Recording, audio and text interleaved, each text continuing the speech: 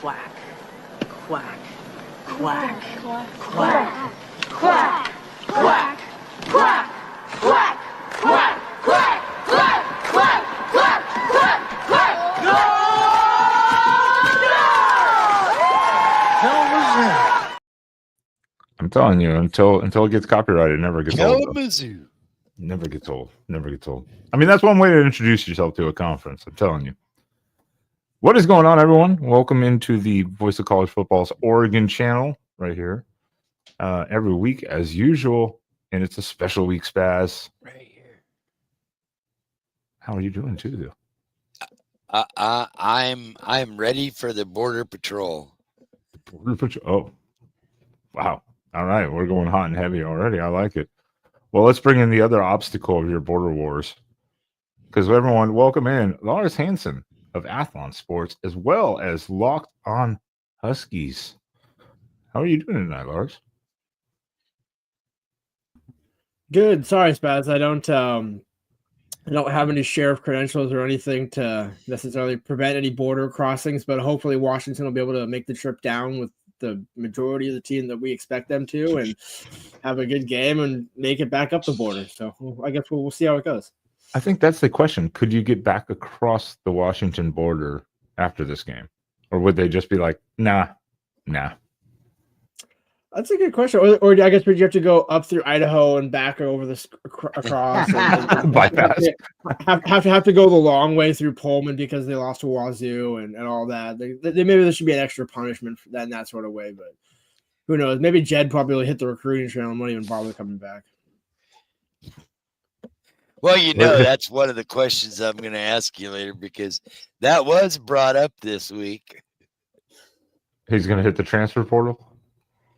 Yeah. I mean, God. Mac Brown got fired, so, there is another opening. Yeah, but it's the only actual opening, Power 5 wise. Right now. Yeah. Well, yeah, right now. I guess then again, too, if you take the initiative after a week of Mac Brown saying, I plan on coming back next year, and the administration's like, oh, no. No, you're not. No. No, you're not. In the same week. That is pretty brutal. It couldn't have been as bad as that one coach that got fired, resigned, and then they fired his defensive coordinator. Then they brought the defensive. I think it was Tom Herman, wasn't it? Brought the defensive coordinator back and then fired the head coach. I'm not sure if that was Tom Herman or somebody, but somebody they let their coordinator go, and then they actually brought the coordinator back as the interim head coach and fired the head coach. It was could be worse. I think that might. Tom Herman just got fired. Was from. Was it FIU or FAU? I think FAU, one of those. It was one of those. Yeah, I heard that too. Yeah, as in the Power 5, North Carolina is the only one open right now. I think Jed's had PTSD this year from making a move like that. I think he'll wait at least a couple of years before, and he'll do it a lot earlier too, because right now he would have no running start. The dude's already tired enough being in his first year at Washington. I don't mean that literally. I mean that he just looks like this year has been he's been running since January 18th. So, well, that's a fair point. I mean, we're kind of getting right into that, and I don't want to jump into it. That has been Jed Fish's track record. He's there somewhere of 2, maybe 3 years, and then his resume is 10 pages long. I mean. Very experienced, obviously, and a good coach. Everything he was doing in Arizona, I was like, he's got it rolling. And then, yeah, and I think at this point in his life, it's similar to what the former coach did with Kalen DeBoer, where it's, hey, you got a nice big job, you go from Fresno State to Washington, now you're going to go, what's your next leap? Well, there's no Nick Saban that's going to retire. I mean, Kirby ain't retiring after this year, and Georgia sure ain't hiring Jed Fish to take over Kirby's spot. So you look at the jobs that would be available to Jed and the amount of yapping he's done about the resources at Washington and, we've invested this into football. We've invested this into our strength program. We've invested this and et cetera, all this investment stuff. I would have a hard time seeing him leave after this season.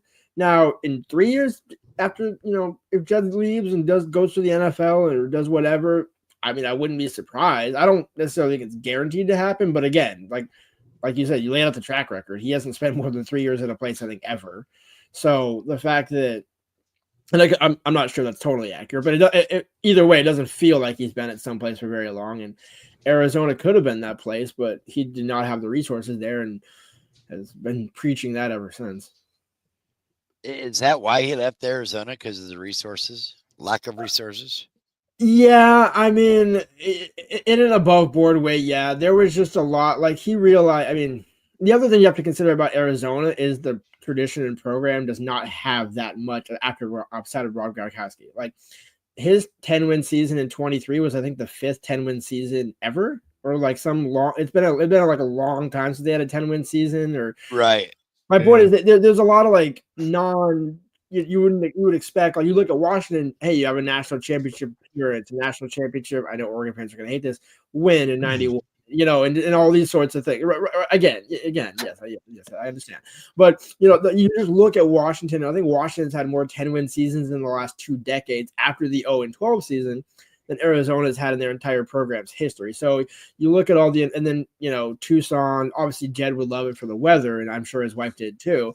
But which job are you going to win at more, and which job would you rather say, hey, I'm the head coach at Arizona or I'm the head coach at Washington? It's unless you're from Tucson or an Arizona grad, you're going to say Washington, for the the academic resources, the NIL resources. I mean, I remember Ohio State being like, oh, hey, Washington has a better NIL program than us because Lincoln Kindholtz decided to flip to us over our quarterback development and not throwing a $2 million bag at him. And I'm like, I think you have the bag number reversed there. I think the bag number came from Ohio State, not from Washington, because they got Lincoln Kindholtz in like June or July for nothing. And it's just like, yeah, there's enough posturing going on already.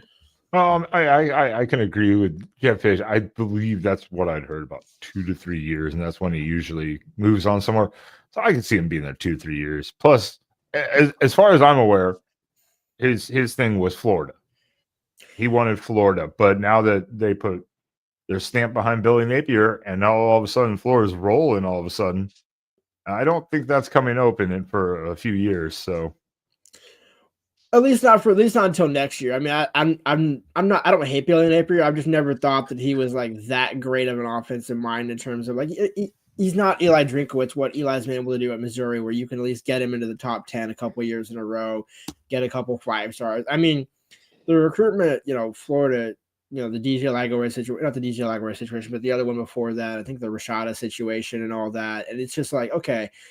Is that really what you want to go into if you're Jed? And yeah, obviously the money and resources and being in the SEC and Florida and all that's there, but I'm not sure Jed's ready for that job. From what I've seen this season, like he's got at least another 5 or so years to go before he could actually you think Kalen's done bad in the SEC this year? If people, I'm not saying you guys do, but it's like Jed Fish down there. Right, exactly. Like if you think Kalen's having a hard time this year, wait until Jed Fish goes 5-7 at Florida in his first season and tries to explain that one away. Yeah. Well, and now you are in the Big Ten. Now, of course, Oregon and Washington are, the split share kind of deal or whatever it is, partial for a few years. And you know what? There's still more money than the Pac was going to get. Yeah. So yeah, and you don't have to guess where the TV is going to be on either. You don't have to figure out what channel it's going to be on or how to stream it. I mean, that's something I remember Kalen struggling with, where he's like, I was trying to show a video to our team on like Amazon Prime or something like during the team meeting, couldn't figure it out.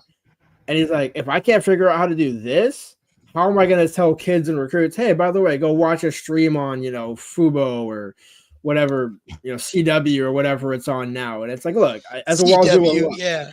Right, like as a Wazoo alum, like again, I hate the situation they're in, but it's also like that deal was not going to be accepted by anybody that was actually trying to win in the next 5 to 10 years. Well, no, and especially because let's go to Apple. They originally turned down the actual ESPN combo kind of contract deal. They turned it down. They're like, "Nah, we got this in streaming." And then whatever that number was going to be, everyone was like, "Boo." Yeah. And that number was never going to be good. I mean, look at the MLS Apple TV deal right now. Like, it's not paying out nearly what the original deal thought it was supposed to be. And again, Apple is great in terms of a brand recognition. You can say, "Oh, Apple TV, I at least know of that," but it's like, okay, now you're gonna go find it on a Thursday night or a Saturday afternoon, and then what do you have to do to get it? What do you have to do to get it? Do I have to have multiple streaming services to do this, or can I just literally get YouTube TV? Yeah, and watch everything, or Sling or something like that. If you And, don't and even with have a TV, Apple, you know, if you got an iPhone, you might not even find an Apple program. Yeah. I wouldn't even know. I wouldn't even know where to find it. And I have an Apple phone. I would have to search how to get Apple. I wouldn't have no freaking idea. Yeah, when I saw that, I was like, "Oh, it's doomed." But at least Washington and Oregon came out on the better side of that, which, you know, shout out to USC doing one thing right and just pulling the pin on that grenade when they did. Yeah. Well, shout out to USC and UCLA for sucking too. Exactly. You blew up a conference to suck. Congratulations. Yeah, but that was always going to happen. I mean, like, nobody ever looks at UCLA and thinks, hey, look at this prestigious football program. I mean, I remember when Chip Kelly was there. It's like, yeah, but like Charles doesn't really care that much. Let's be real. Like, he's good. He's a good offensive mind, but he doesn't want to be a head coach anymore. You could see that clear as day. Yeah. And Lincoln Riley doesn't know how to be a head coach. He's a great offensive coordinator, but doesn't know how to be a head coach. And shout out to Jen Cohen for having to figure that landmine out. Yeah, good luck with that $80+ million buyout. And shout out Tony too. I meant to start the show with it, but yeah, everyone, happy Thanksgiving tomorrow, by the way. Just regardless of what you're doing, whether you're having traditional turkey, ham with the family, or just freaking ordering Chinese or having enchiladas, who cares? Enjoy the day. Someone else said they actually just eat enchiladas on Thanksgiving, and that's not even a thing. I mean, it is a thing. I mean, I wouldn't mind having enchiladas on Thanksgiving, to be honest. So no, I just that'd be interesting. I like enchiladas, but I just on Thanksgiving it just would seem weird. Turkey enchiladas, maybe. I mean, depending on how the Thanksgiving meal is coming out, I might just look at it like, you know what, that might be the best we're gonna get. So whatever's not too orbitally expensive. I think that's the thing. Any plans for anyone in the chat? What are you guys doing for Thanksgiving? Spaz, what are you doing? You're staying home for your wife? I know, going over to my in-laws for one in-laws tomorrow and then one on Saturday. So you're spending time with your wife, basically, though. Yeah. Okay. I'm not, contrary to popular belief, I was going for a four-peat this year. I'm not going to make it Saturday. Oh, Odson. Oh. So, yeah, good, it had dude. been 3 in a row, the most I'd been to in a single season. It was gonna be 4, but I had to do the family thing, or else end up in divorce court. So, Well, I will. Oh, go ahead. Sorry. No, I was about to say, I was like, yeah, what do you got going on, Lars? So I think I'm going over to my mom's for an early dinner, and then taking my dad out later on. So because I'm driving my dad down. He's never been to the Oregon-Washington game at Hanson Stadium, so we're driving down Saturday morning, and I'm gonna try and fight through that Portland traffic and just hope that I crest before it gets there, because this is one gripe that I have, and I don't know why it's the case on the West Coast, because it's Seattle, it's Eugene. I haven't driven into an LA game or a Cal game, and I don't think I care at that point. But the two that really matter to me are Husky Stadium and Hanson Stadium. I will never understand how 108,000 people can leave State College, PA, and have no trace of anybody on the road, an hour and a half, 2 hours after the game. Even in a blowout, it takes me after an hour, almost 2 hours after the game at Husky Stadium, there's still bumper-to-bumper traffic leaving Montlake. Same thing with Austin. Like, I go out on I-5, there's still bumper-to-bumper traffic by Albany and everything all the way up. And then right when you get past the fog and into Portland, then in the coast is clear. But like that drive up, I will never understand how you can have half the number of fans struggle to get out. I was impressed. Like, I went out to that Penn State Washington game. That was my most impressive takeaway. You can get 100,000 people out of the general area, because there was thousands, like tens of thousands of RVs, cars. So it wasn't just like students on campus. No sign of people on the road. None. Like, there was zero traffic when we were leaving. And I'm like, this is incredible. I've never experienced this. Why can't this be the case on the West Coast? Right? Yeah. I both games I went down to, Takes us about an hour and 10 minutes to get down there. Average. Hour and 15 maybe. But on the way back, it takes us 3 hours to get back. And that's leaving 2 hours because my buddy works security. So I ride down with him. We get there early before even the tailgates are open. And we leave like 2 hours after the game's over because he's still dealing with on the field, the media and everybody for hour and a half before we can even think about getting out of there. And still getting onto the freeway, leaving Eugene takes 20 fucking minutes, and then you hit a bumper from Beltline all the way to Albany. It's like fucking stupid. I think the only thing I can say is it's probably, the roads were built for a lot less population and traffic, and then they've just never bothered to expand it. I mean, Spaznos, last year I did a Texas Tech game. I ended up walking back like 6 miles from the stadium to the Airbnb because they shut down the roads like 3 miles around the stadium. They closed that city off. I was like, well, not getting a ride tonight. Not getting a ride. So you're going to have to wait for me, boys. If we could combine all of it and then the Corvallis parking situation where you can just pull up right to Reeser, at least for media parking, we can literally pull up right to Reeser. It's beautiful. Now, it's still a headache to leave the stadium, but pulling into Reeser has been one of my favorites because literally you're just drive all the way and they're like, nope, go right here. You're right by the stadium. Where I go to park. Where I go to Husky Stadium to park during the week for practices is where I go on game day to park at Corvallis. I'm like, if we could get this at every single stadium, I'd be so happy. But then it's the small little things that I care about. Yeah. So you get to travel then, huh? Yeah, I didn't get out to Rutgers and I didn't get out to Indiana because I've been out to Indiana before. And after going to the Iowa game, I knew that there was zero chance they were going to beat Indiana. So the only other one I was going for was the whiteout because that's just a bucket list. You got to experience the whiteout at some point. Yeah. I mean, I bought those tickets in July, even before I knew what the kickoff time was. And then Jonah Coleman told me, even though Jed didn't know this, he's like, yeah, we requested the whiteout game and it was supposed to be the big noon kickoff game, which is why Ohio State fans were so pissed. But, that's beside the point. And Jed was like, oh, was Jonah a part of those meetings? I'm like, well, to be fair, Jed, you don't know kind of half of the guys on the team right now. So let's just kind of go with that. And yes. And nobody refuted it. Fox didn't refute it. So there we go. I think that's true every year whenever you just go ahead and buy tickets for something because you're like, hopefully something works out. We just don't know. And I mean, you never know what can happen. You brought up Corvallis, and I made this, and we were going to talk about that, and we've already gone in 20 minutes almost. What do you think? Because we're going to get to the Oregon-Washington game. You nutcases in the chat, but bigger rivalry. Is it Oregon OSU or Washington Wazoo? What would you consider yourself as a Washington fan? Washington Wazoo bigger or Oregon OSU? I would say Washington Wazoo bigger only because I feel like those games. I know Oregon State won in 22, I want to say 21, 22, one of those years. But on the most part, I've never really seen a clamoring from Beaver fans to be like, hey, we hate Oregon. It's like, right, you're not even close.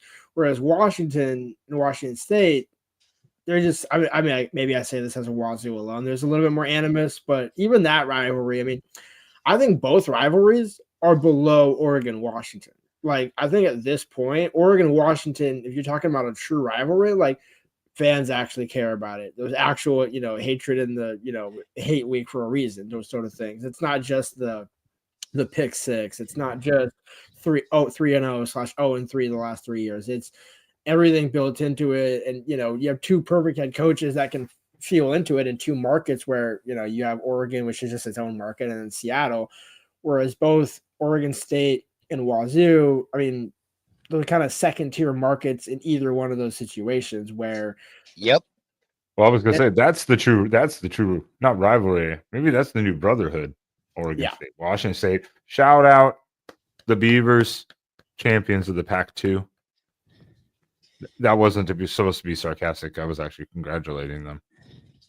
But okay. No. Both looked at me like I was crazy. Well, no. I mean, I'm just a Wazoo fan, so I'm not going to clap for him. But no, like sincerely, like I mean, I would say Jake Dicker might want to take over defensive play calling, but that's neither here nor there because that defensive performance was atrocious. Yeah. How do you go from getting literally pounded and blown out and just looking like utter dog shit, losing 28-0 to the very next week beating a team that was ranked in the top 25, possibly on their way to getting a big or a at-large bid in the college football playoff, and then just give up 500 fucking yards of offense and 40 points. What? To somebody not named Jonathan Smith and Aiden Childers. Like that's the other side of it. If it's Oregon State 23, I could see it happening because Smith's a good play caller and all those sorts of things as a former Washington OC. Yeah, and they had their third string quarterback. I think they were on third or fourth. I mean, yeah, third, fourth, fifth, somewhere in that ballpark. But yeah, but all those reasons are just why it's so painful to be a Washington State fan because, and not that I am, but as an alum, it's just painful to be like, you have this like Maserati and John Mateer, but you have this defense that is like the Three Blind Pigs, where it's like if I blow hard enough, the house is gonna fall over. It's you got to find somewhere in between, and you would think Jake Dickert as a defensive coach would lean more into defense than this season has shown. Yeah. But Jake's a good guy, so I don't want to throw him too much under the bus. So, okay, since you've been up there and whatnot, what's it been like with Jed, and what's he? What do you think he's done? What are the good things and or bad things that he may have brought to the program? So I'll say this: Kalen DeBoer was the just winner. Like I'm just gonna show up. I'm not really gonna say much. Don't care about media. You guys can talk to whoever. There's no structure. Just do whatever you want because I win. And then there's Jed, who is very NFL structured, oriented. I'm going to be a salesman. I'm going to do this and that. I'm going to hit my buzzwords. I don't really want. I'm going to have a concise media schedule and these sorts of things. But I mean, Jed's been kind of everything I thought he would be. When he was at Arizona, I told him at Back-to-All Media Day, I'm like, if Kalen ever leaves UW, you'd be a perfect fit at UW. Now, I'm not saying he's like I told him to go to UW or anything like that, but just in conversations that I had with current and former players, he was a very receptive guy on the recruiting trail, and we've seen that at Washington. Like I think they're 19th, 18th, 19th, 20th, somewhere in that ballpark in the 247 recruiting rankings, and coming off, losing half the team. All the good stars are gone. Penix, Rome, JP, JMac, the offensive line's gone. Like everybody that was worth anything is gone. No offense to the guys that did come back. Shout out to you guys. But for the handful of guys that came back, most of them were on defense. So everything was a reset. And then you got stuck in the situation of, and this is one thing that I haven't been able to ask Will or his dad or Kalen or anybody. I wonder why Will didn't go to Alabama with Kalen. Because I look at that situation and think, I've said from the beginning, Jalen Milroe is not a good quarterback. He's a great athlete. Good athlete. Don't get me wrong. He's a good running back. But he's nowhere. He's a better passer than Slade Bolden. If you remember that former Alabama running back, where it's like, look, he's a running back. He's a good dude. He's an athlete. But he's not an actual quarterback for what Kalen needs in that system. So I was always surprised that Will didn't elect to go to Alabama. Now, they did take Austin Mack, the freshman, which I'm assuming is Kalen's way of saying, hey, I'm planning for the future. But it's like, why not take Will? Like, the reason Will came to Washington was to play in that system. And if you look at what Alabama's needed this season, I think Will would have done a flying job down there with a better offensive line, better receiver. No offense, guys, better receivers, and pretty much a better talent apparatus all around. And then if you're Washington, DeMond would have been the starter from year one, which, I'm not going to play spoiler or anything, but if DeMond Williams doesn't take the first snap for Washington on Saturday, I'm going to be very surprised. So that was an upcoming question, but I agree. I was surprised when I thought he was going to leave or decommit from Washington. And then he was like, you know what? I'm going to stay. I was like, oh, okay. I mean, good Jed Fish, but at the same time, I was kind of surprised. Yeah, well, so Jed had a meeting with Will, I think 2 or 3 days because he went into the portal, but then Jed had his team meeting, I want to say on the 18th, 16th, 17th, 8th, all those days kind of run together now. Yeah. But basically, after Jed was named the head coach, he sat down with Will and his dad for about an hour or two, and basically was like, look, do you want to go find another school, or do you want to get developed into being an NFL quarterback? Again, why I said Jed's a good salesman, because it's like, well, the answer has become neither. Like, I don't think Will has improved his stock in any way by playing for Jed. No. But he hasn't necessarily heard it because he's kind of been in that same 6th, 7th UDFA ballpark anyways, just with the style of quarterback that he is. Almost kind of like what Jake Browning was when he came out, where it's like, look, you're not going to get drafted, but you're a smart football mind. You're a coach's son, so you should land on a roster. You should be a backup, and then if you can stay healthy and make it work down the road, like Colt McCoy in a way, where it's like a poor man's Colt McCoy, where it's like, hey, look, are you going to be the greatest wow guy? No, but you're a great teammate. You're a good teacher, and you can be a good second option, third option in that room. And for an NFL team, it's like, yeah, sure, we'll have him as our practice squad quarterback or our backup quarterback, like Jim Sorge, where it's you're never going to get in, but we need a good teacher to kind of be a good scout team kind of guy, sort of thing. But Will hasn't gone up or down in his draft stock, and this season, honestly, if you look back, it's like Jed would have just been better served throwing DeMond in from day one. Hey, I'll take a second string quarterback job, sit on the bench, and like, hey, maybe you should look at this more, and you get paid like $1 million a year. I'll take that job. I'll take that job any day. Yeah, it's good money if you can get it. Like, that's the thing, is it's like there's so many guys that don't understand that. It's like, oh, I want to be a starter, I want to be this and that. It's like, look how many quarterbacks flamed out in the NFL because they didn't want to sit on a bench for a year. When then you look at Baker Mayfield, where he goes and humbles himself, and now he's lighting it up in Tampa. And so I'm not saying that he was comparable, but it's just like, look, you can humble yourself, you can stay in the league for a while. Well, same as college football. I mean, it's not always a good idea to throw a true freshman, Dante Moore, on as a starter. Then he transfers and is like, you know what? You're right. I should have gone to you and sat behind Bo Nix for a year and learned, and probably be in a lot better position, just for instance, on our side. Yeah. So what are you looking at this game? Because we've had 2 weeks to do this, 2 years in a row now. Absolute crap. But now it's officially hate week. What has been your thoughts on the Washington team as a whole? Because it's been, as for what I've seen and everything, it's just kind of been up and down. Yeah, it half depends on where the game is played. So in this case, it's played on the road at Autzen. So the last time Washington went winless on the road was 2009, Steve Sarkisian's first season at Washington, when they went 5-7. But the fact that they're now bowl eligible at 6-5, okay, so you're not having a losing season, but can you still actually manage to lose all your road games and win all your home games? I mean, I guess, it's one thing to say, hey, we're undefeated at home. It's like, right, but why does it? And it's not just that they can't win on the road. The Rutgers game, I think, was the closest that they've ever been to winning on the road this season, like in terms of final score and probability and all that. Iowa, blowout. Penn State, blowout. Indiana, blowout. And you just go down, and the non one that matters in that is the Apple Cup against Wazoo, which was a neutral site game, air quotes. Being right down the street at Lumen, and yet they still couldn't even win that one. So if you want to count that one as a road game, they still couldn't even win that one. So for me, it's whenever Washington goes on the road, for whatever reason, they do not have the same level of get up. It's a poor way to say it, but they don't have that. They don't play at Wake. They don't play loose. Which I'm not saying is an excuse, but it's just like, for whatever reason, they can't get it to translate over from what they've done at home.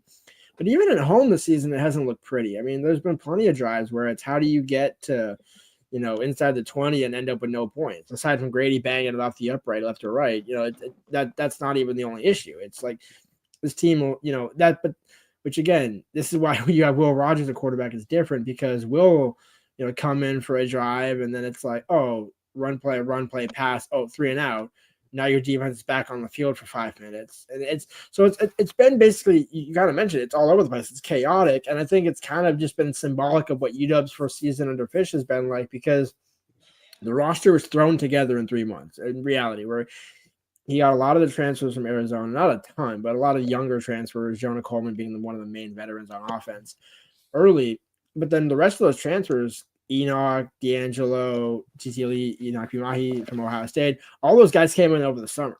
So they didn't even have the spring to get acclimated with Will. So everything has kind of been ad-libbed on the fly, and then you throw in, you're trying to break in a true freshman. So Jed's kind of got a chalk year for this one in terms of it's a free pass, but there's a reason why, 6 and 5 has looked as crooked as it is, because it's like, hey, there's great moments. There's great moments. I mean, DeMond led you to 2 second-half drives in Penn State's red zone down to the 5, and you got 6 points out of it. Yeah. So there's the mixed bag of, hey, you can succeed. It's not abysmal, but also, my word, the offensive line performance has been abysmal too. So, it's gotten better, but there's just so many things. It's like a roller coaster that doesn't end, and this is the end. This week is the end, and it'd be really nice if you're going to put DeMond in, maybe have that last incline go right up at the end of the season. You can lose the bowl game or whatever, but because this is what I've been saying going into this game.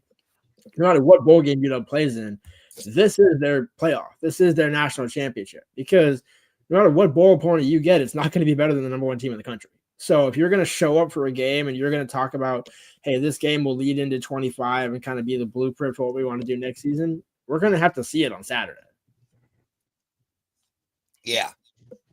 Well, I can agree with that too. You just said about, 2 times in the 5-yard line, no point, 6 points.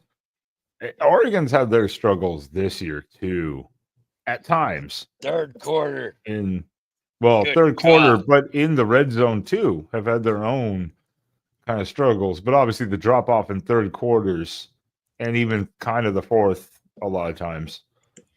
That's been a struggle too. It's kind of been an oddity. We call it the third. What do we call it? Like the third quarter, like literally just a nominee, or I can't even think of the word right now. What did they call it? To ask Dan Lanning about it, and he was like, "I didn't say that." Oh, it's our Achilles heel, and he's like, "I never said that." Yeah. Yeah. So you've had issues with the third quarter this year in some of your games. I never said that. No, you didn't have to say it. We can see it on the screen. You don't even have to say it. The numbers all pile up. I will say that is one thing I do love about Jed is how I think Chris Peterson had the line stats are for losers, and nobody can twist stats. Men lie, women lie, stats don't. Don't tell Jed Fish that. When he throws out some stats every now and then, it's like, oh, hey, DeMond's completing 85%, and you scroll down and it's 73%. It's like, okay, I don't mind if he's 81% and you round it up to 85 with adjusted, completions and all that. But there's a certain respectability of if he's in the 70s, say 75, 80, or you want him to be at 85 or all this and that. And then that's actually a great point that I kind of wanted to hit on that I mentioned on another Oregon show this week is I was looking back at some of Dylan Gabriel's games, and I look at the Michigan State game, and I'm like, there's your recipe if you're Washington. There's your recipe for success right there. Now, again, Oregon still wins that game, and so much what I said on Lockdown, where I still have Oregon winning this game, but I think they'll cover the spread. And it all starts with, making sure you can actually get some. If UW is in this game, it's going to be because of Steve Belichick, not Jed Fish. That's 100%. That's right. And I 100% agree with this. It's not Dan Lanning itself or whatever saying that, or the third quarter stuff specific. I think it comes down to in the red zone specifically. Yeah, the first few games, especially Dylan Gabriel was forcing it, and I think Stein was. I think they were trying to get comfortable with each other still, because Dylan's a left-handed quarterback. Stein, to my knowledge, has always done right-handed quarterback. I think there was a bigger adjustment I talked about in the offseason. Is that going to be a struggle? I think we saw that in the first 3-4 games of the year going, okay, how do we get him out of the pocket trajectory? Dylan get used to the playbook more, and just how do we fix these things? So I think it was a combination of multiple things, but I agree completely with that comment. Not going to argue with that. Yeah, well, and I think they're, having covered Michael Penix for the last 2 years at Washington, I mean, there's something to that whole left-handed thing. I mean, it does take adjustments. I mean, you go ask all the receivers down in Tampa Bay right now, and they were asking how is it adjusting to throwing catching balls from Baker Mayfield? It's like, well, we're used to a left-handed quarterback, so now we got to figure out the trajectory on a right-handed quarterback, and it's like you never hear that. We got to figure out a righty because we've gotten so used to a lefty, and It's one of those small little details in college football and football in general where it's like, look, it's not the end all be all, because Dylan Gabriel's good enough to where the fact that he's left-handed with just like Tua, you can succeed in the league. You can succeed at college at a high level, and you can succeed in the league as an NFL quarterback, as a left-handed quarterback. But it's about, like you said, getting that relationship down, those connections down, and then breaking in a whole new set of receivers. And I mean, there's rolling of protection a little bit. Obviously, like you said, trajectory. It's not just simple, hey, we're just going to flip this play like the other way around. It's not just that simple. But yeah, I think it was a mixture of things for Oregon that was, especially in the red zone early on, was yeesh. To say the least. I'll trade you that yeesh for a 4th and 1 speed option into the boundary. Yeah. You don't have no idea how much of a running joke that has been whenever, people are like, hey, well, what did Jed say about this? And it's like, and then I ran speed option into the boundary. It's like, it's just a running joke now. And it's one of those things where he'll never live that down, because Jake Dickert also told me after the Apple Cup that they not pressured Washington to that, but they gave him the look that made them think that they could get a speed option into the back, but then they changed like something slightly on the back end of it. And I was like, yeah, that sounds about right. That sounds about right. That Jed takes it. I will say this: if you see Jed Fish calling a timeout on 3rd or 4th down, just know whatever happens the next play, it will be in Oregon's favor. Every single time this season, he'll second guess himself, or he'll stick with it, and it'll be like, nah. So one thing I've heard from multiple people. One was a current head coach in the Big Ten who just didn't want to say this on the record, but it was fine that I can repeat it, but he just didn't want his name attached to it. He was like, Jed's the smartest guy in the room, and sometimes he thinks he's the smartest guy in the room.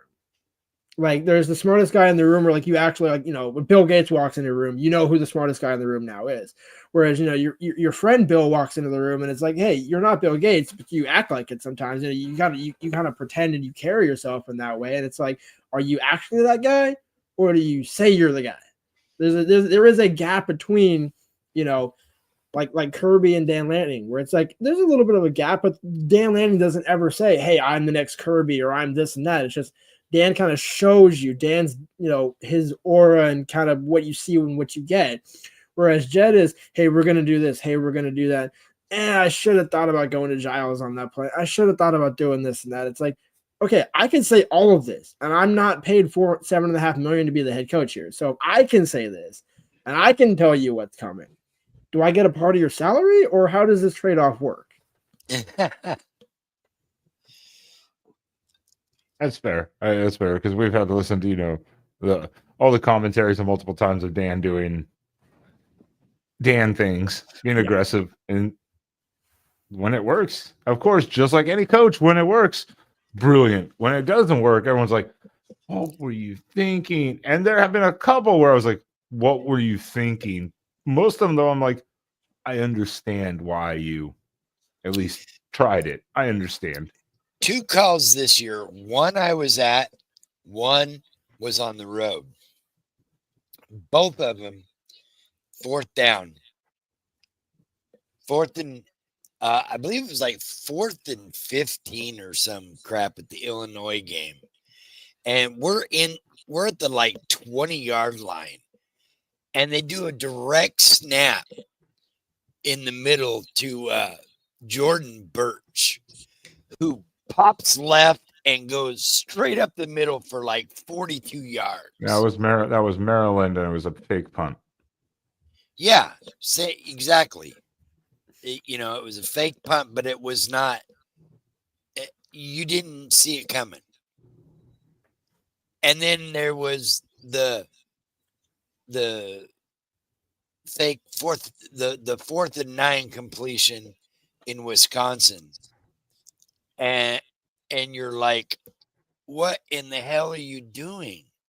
And then it works out, and you're like, oh, okay. But yeah, with that play especially, it was like, they don't go for it there and or don't make it, that game's probably over. You took an L. That's fair. I mean, the one thing that you have to think about with this game specifically is does Lightning strike 3 times with Dan Lanning in the series? 22, no Whittington handoff on 4th down that sets up the field goal. 23, the 4th and whatever that Bo threw incomplete. That sets up the 2-play Penix to Rome touchdown and then the missed field goal and all that. Does Dan Lanning have one more go big or go home situation, or does he actually learn from that? Because I the first one, I understood it last year. It actually made sense because if you get that first down, that Washington, It's done. It's done. Like, that actually made sense, and I know you can make the similar case for Whittington in 22. I just didn't like the play call in 22. Like the play call in 22, it was in 22. It was Ty Thompson. Bo Nix went out. Yeah. You had what's his name in? I've already forgotten it. There you go, Thompson. Yeah. Handing off, and they're not used to practicing together in that situation, and he slips. Kind of an unfortunate play. But I think both of those plays were technically definitely last year in 23. You get that, you ice it, and everyone said, we just made the wrong play call. Yeah. In that situation. That was on us, but the decision to go for it was correct. Because, you get it. That's the game. Yeah.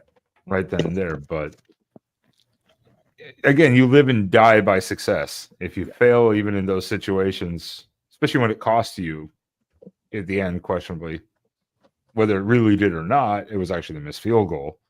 But in 23, but you live and die by that success as a coach. I play callers. I mean, no, and I mean, like, 'cause that's the thing is, it's always, well, if you don't go for it, then it's like, oh, why didn't you go for it? Or why didn't you, did you not believe in your team? Did you, X, Y, and Z? And it's like, oh, well, you're damned if you do, you're damned if you don't. So you might as well give it a shot. Now, maybe recalibrate the shot.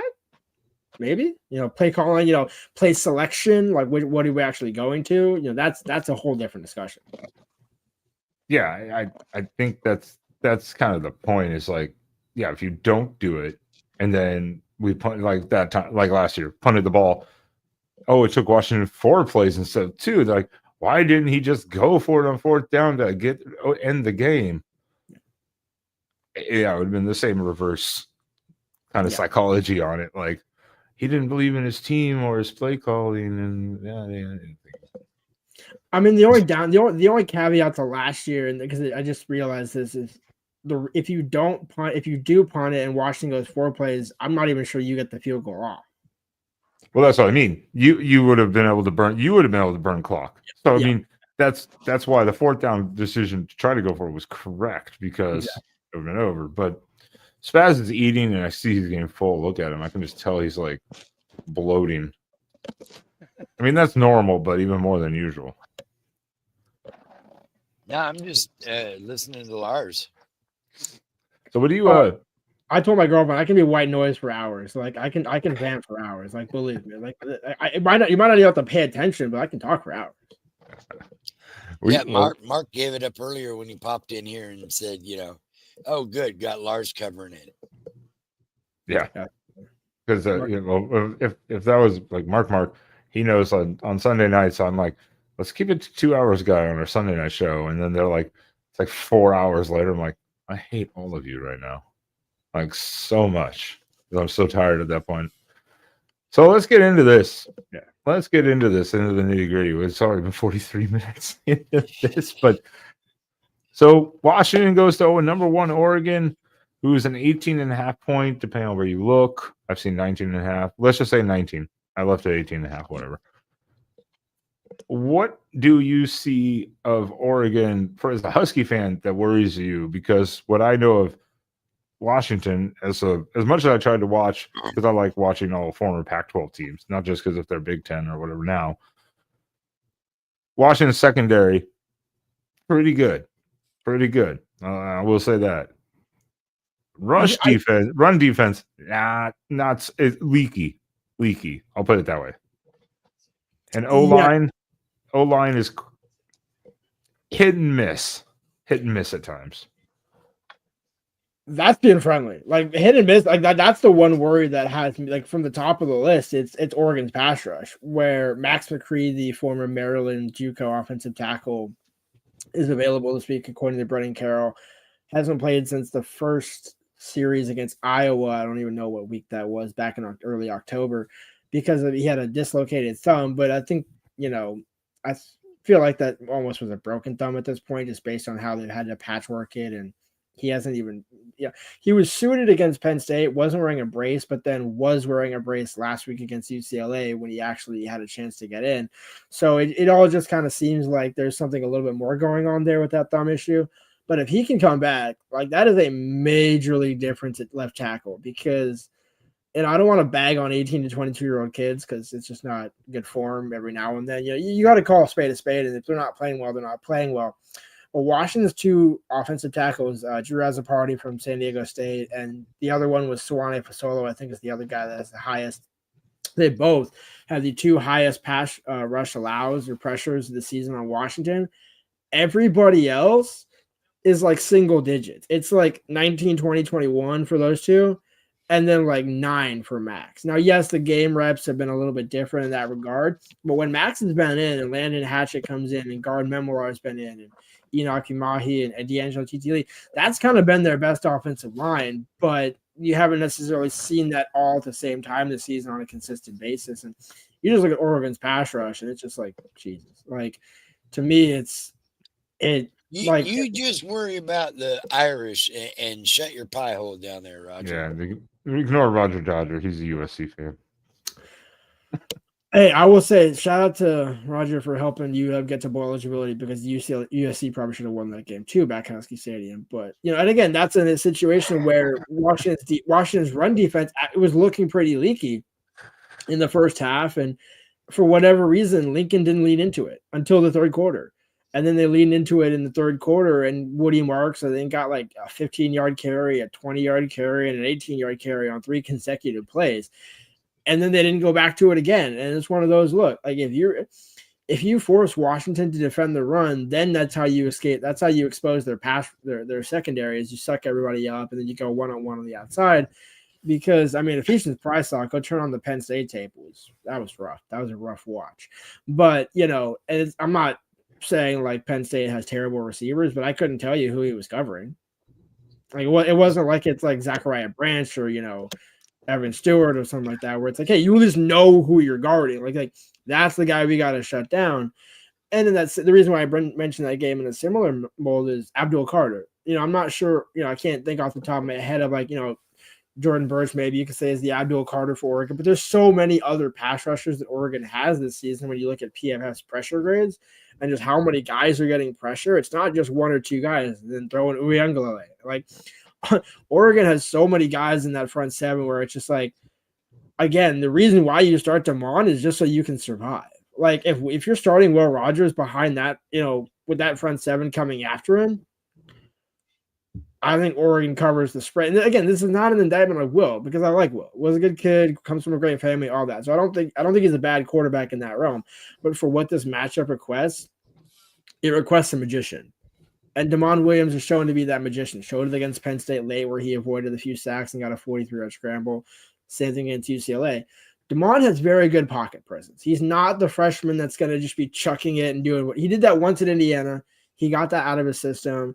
He's only had 1 turnover this season against Eastern Michigan when he lowered his shoulder into a defender in the fourth quarter, trying to get a couple extra yards, and hasn't done that since. So thankfully he's learned.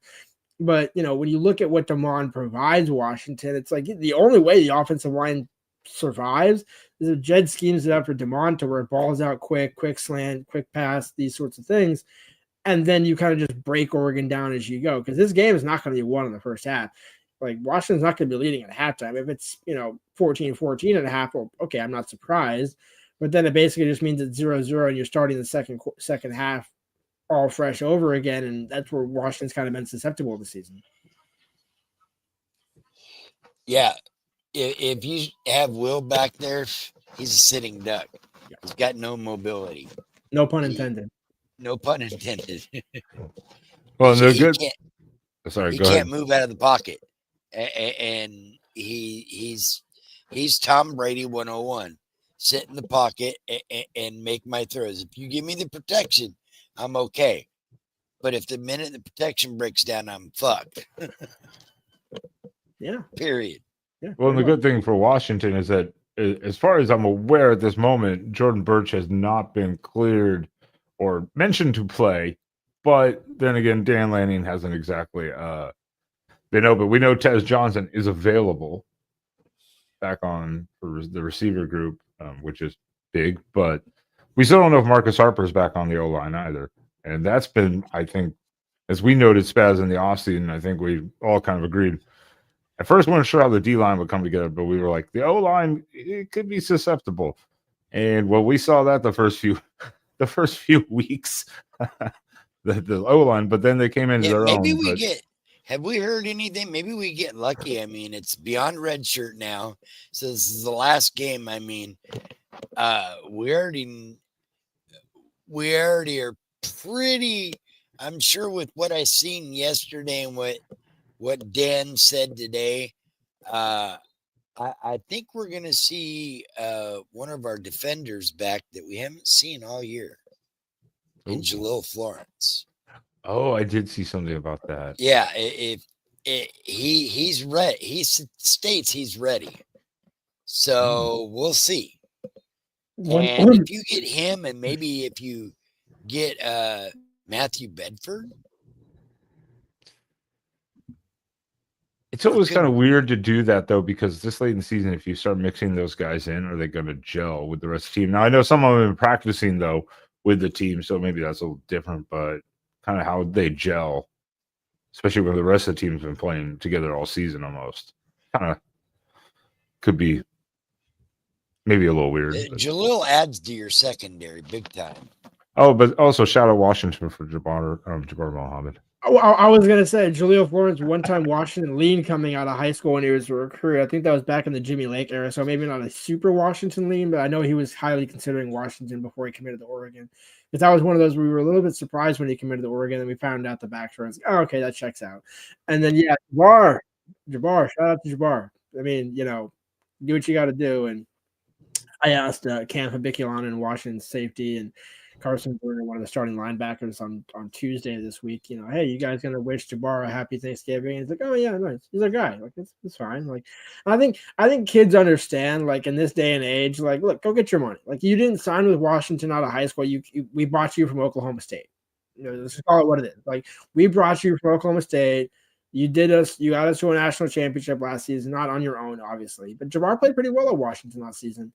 And then, go to Oregon. Okay, whatever. I mean, probably gotten more from Oregon in NIL than he would being a draft pick last year or anything like that. So, I think it is what it is. I'll be curious to see, though, who Jabbar ends up matching up against, because we saw him in practice at times last season against Denzel, and I'm just really hoping for that matchup again on Saturday, because that was a fun matchup to watch in practice. Can you name one defender, the one defender on the Oregon line who does not like Washington purely? Is Amatuve still there or no? No. Or was there last year, I think. No, who would that be? Derek Harmon. Washington humiliated Michigan State 2 years in a row, and now he gets to get revenge. On Washington. Okay. So I remember that 22 game against Michigan. Was it Michigan or Michigan State? Michigan State. Michigan State, where everybody's like, oh, Michigan State has like the number one pass rush in the country, all this and that. And Michigan State didn't do anything. Now, again, I think that was more Grubb and Kalen and the offensive line that they had, and just people not real. I mean, a shout out to Jimmy Lake for just absolutely wasting one of what turned out to be one of the better teams in college football over the last 24 months. Just absolutely shout out to that man. And by the way, that team could have been even better if Puka Nacua had stayed, and a few other guys had stayed. Like I would have loved to have seen that team at full strength with a competent coach in 21, because that would have been so fun. Like that Michigan game would have been so fun. And like if Kalen would have showed up 1 year earlier, man, that would have been so much different. But yeah, no, I mean, that's the interesting thing about this is you look at, Michigan was supposed to be a get right game, and UW ends up upsetting Michigan. Michigan doesn't look like a top 10 team anymore. And yeah, I don't think they ever were, if we're being honest. But that's one of the things that scares me about Oregon's D-line is you can mention 7 guys who can make an impact. just on the defensive line alone. Like, not even talking about linebackers and guys that can come in from the secondary. And so to me, it's like there's no way Dan and Tosh don't find a way to. Because I think you talk about payback for the last couple of years at Michigan State. Dan Lanning's got some payback coming too. And the last time that Jed Fish was down at Autzen, there's a great photo of him by the USA Today where he's having to be restrained by one of his like assistant coaches, and he looks like he's having like a massive episode on the sideline. I don't know what the sequence was that caused it, but I'm like, if Dan Lanning can tap into that, I think he'll be fine. But this just kind of also screams like one of those games where it has no, like the Apple Cup last year, has no business being a 3-point game at the end of it. Yet somehow here we are. And whether Oregon still wins or not, I wouldn't be surprised to see Oregon win, but I also wouldn't be surprised if Washington actually makes it a game, because 18.5 seems like a lot. Now, again, I understand you're on the road, number one team, but it's almost like I could see this being like a 10, 13-point game. You still cover the 18.5.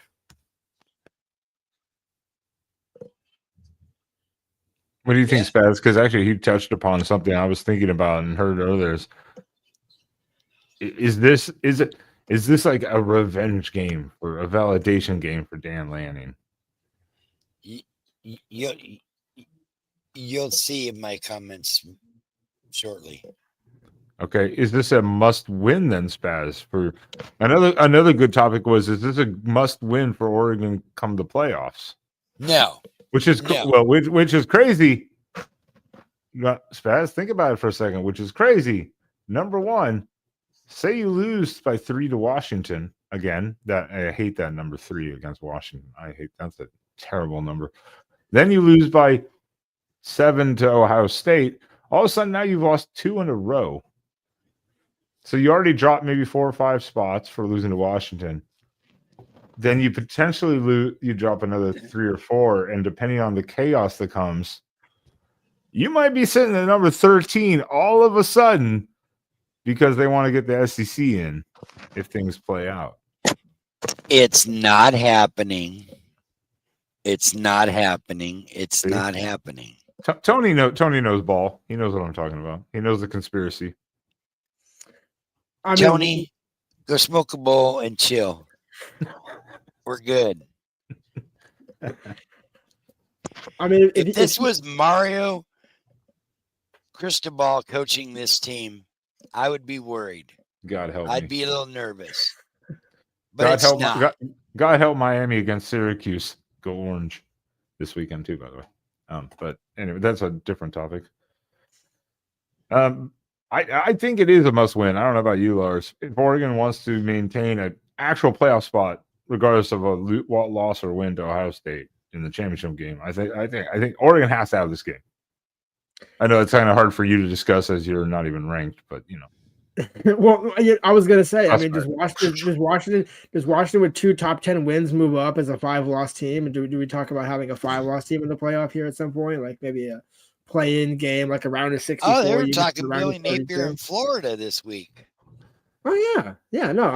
Adam was like, I think Florida needs to get a bid, and I'm like, what are you talking about, Adam? No, but I mean, like in reality, I think Oregon can lose this game because by the way, if we're running with the principle that Oregon loses this game, it's going to be by 3 or 7. It's not going to be by more than that, because the last time that any team won this game by more than 10 points, 2018, when Washington won 38-3. There's another 3. But with that being said, this season, to me, it doesn't scream like Washington would blow Oregon out in any way, shape, or form. So I can see Washington squeaking out with a win, and then Oregon coming back the next week and beating Ohio State in the Big Ten championship game. You're a 1-loss team. There's no unbeaten teams in the country, but you're still one of the top teams in the country. And okay, Washington beats you, but it's kind of like the little brother that dunked on you, but yet you still have all the trophies and you have a nice car and all this, and that's like, cool, you dunked on me once, let me dunk on you for the rest of time. Like there's like levels to it and layers to it, and Washington's not going to the playoffs, they're going to the Sun Bowl or the Vegas Bowl or whatever, and whichever one it happens. I prefer the LA Bowl, but it's not going to be the LA Bowl. But in terms of what Jed has going in the future, like Oregon can lose this game and still make the playoffs, because shout out to Kalen DeBoer for losing last week. Like that was beautiful. Yeah, but they're still trying. They're sitting at 13. They're still trying to push. And I mean, like I said, Miami could.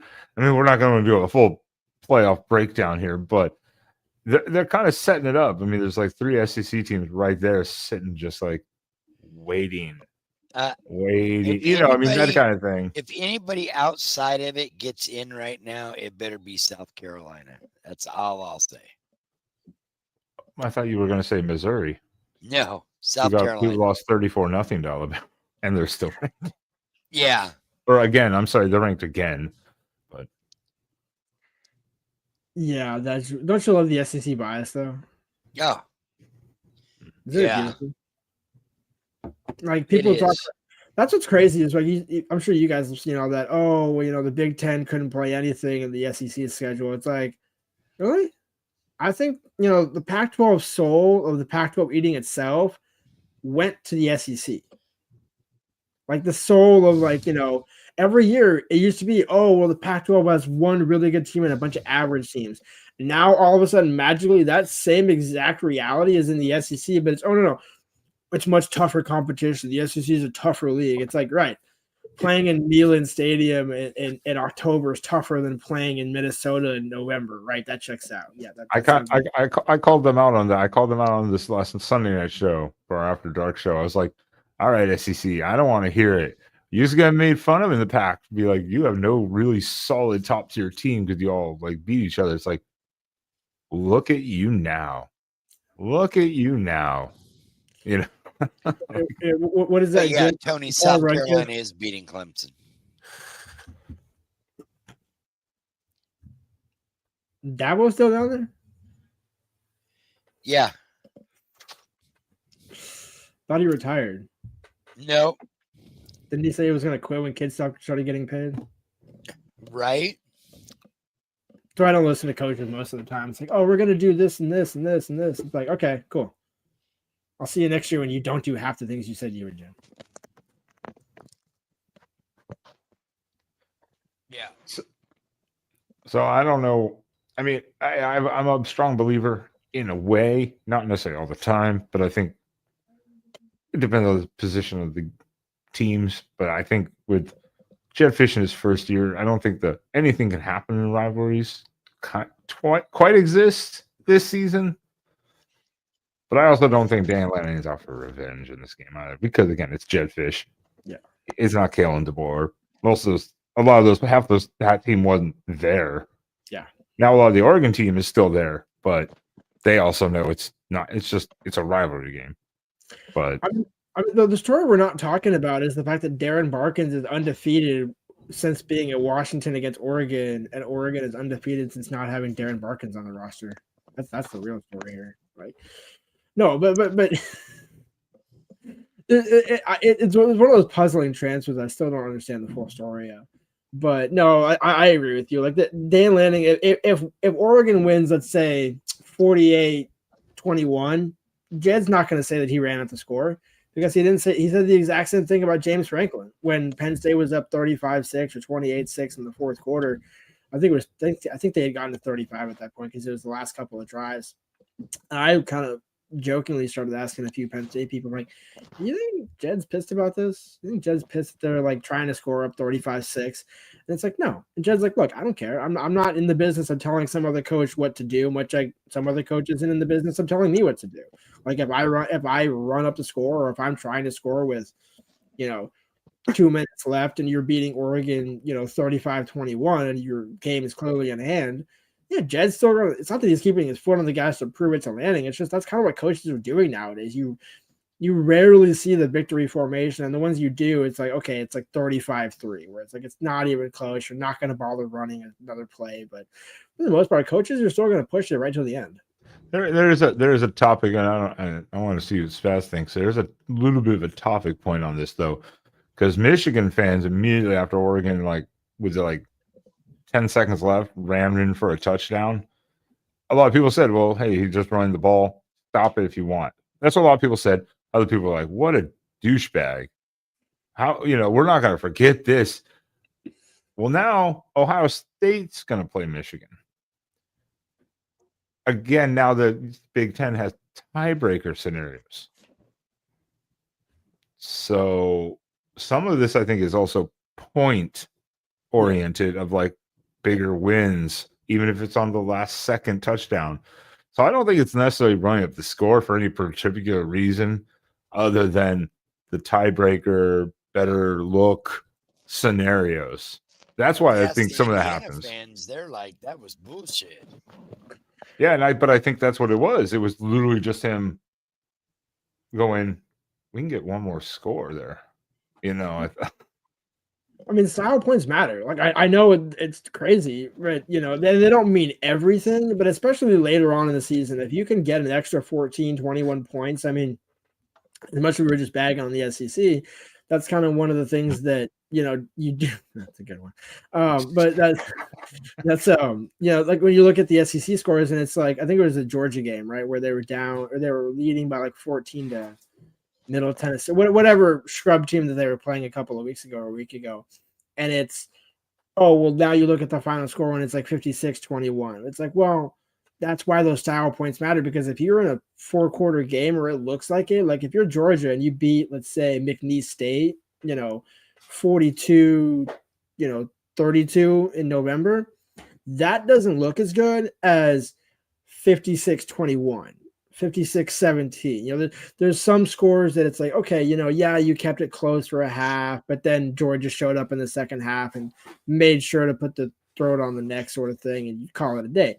That's what style points are. It's not, oh, hey, you know, we're 70-21, where it's, you know, no reason I'm bringing up that score line. I'm just, you know, using it as an example where, you know, you're not running up the score. It's just, look, at the end of the day, that and Washington not won that game convincingly. Yeah, they probably still get in the playoffs, but it becomes a lot different argument versus, you know, we blew out these teams. We put away these teams. And that's one thing that Oregon hasn't done this season is, you know, like they haven't necessarily, of teams in, let's say, in the top 30, you know, 25 plus, that you could say Oregon put away this season. Like they beat Ohio State, and they beat all these other teams. They beat Boise State, but did you put them away? Did you do what Penn State did to Washington, which was put them in a locker and make them not come out in the second half except to kick 2 field goals? Like, there's a difference between, now again, in the 12-team playoff, you have a little more leeway, but to me, it's like if you can finish off a team, it's going to mean a lot more than just, oh, we got the win, but we barely squeaked by. I think that's fair too, but also I think both times that Oregon played for the national title before, 2010, 2014, they weren't necessarily putting a lot of those teams away. Some of those teams were scoring like 50-plus points on their ass too. 2010, we had the, what was it, Spaz? 15-13 win over Cal on the road. That was exactly what reminded me of the Wisconsin game this year. Going, it's ugly, but man, you got it done. You know, you're gonna have those games. Everyone's gonna have Washington last year. What was it? 15-8 over Arizona State or something like that at home. You know, it was like that was like that's a disgusting game. But teams are gonna have those once in a while. Yeah, well, in the context of that one, when it was after the Oregon week, late night kickoff against Arizona State, you know, shout out Kenny Dillingham and all that, but you don't score an offensive touchdown and still win the game. Like, that was when I knew Washington was going to the national championship, was when they won that night. It's like, look, if you don't lose this game, you're not losing the rest of the season. Like, now again, Washington State was 21-21 in the fourth quarter. So, you know, and Oregon State wasn't, I think it was 22-20, I think at the end of the game, something like that, where they were all pretty close at the end, 35-28 Utah, somewhere in that ballpark. So all those games were close. So by no means did Washington put teams away last year. You're absolutely right.